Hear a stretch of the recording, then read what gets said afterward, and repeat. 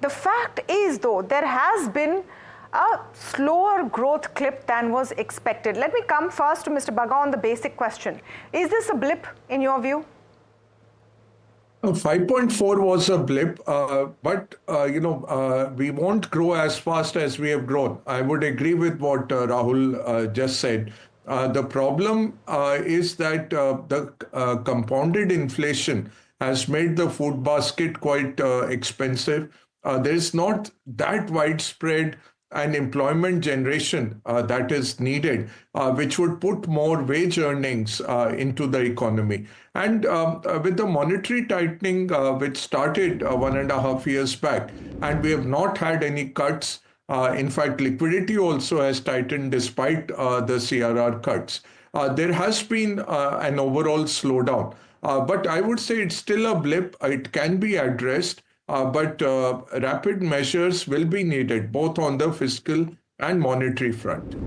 So, just on that point of employment, and I'll come back to you, Mr. Bagga, on that, because the latest EPFO payroll data is showing an improvement in those numbers. Now, this is always a tricky one. The employment bit is always a tricky one because there's government data, there's EPFO data, and then there's private data coming in.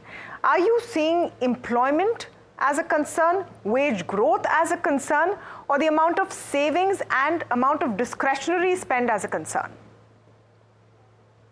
No, I would say the amount of savings and the discretionary spending, aggregate demand is down. But then when you cut it down to the second order, why is that down? The capital owners have done very well in the K-shaped recovery from the COVID times. The owners of the factors of production have done well, the labor has not done well. So when you're not able to increase the absolute level of wages, then the good way out is to create labor-intensive works, be it public works, be it private capex, bring in things like that, which generates employment and puts more money out into the economy. So I would say aggregate demand is down.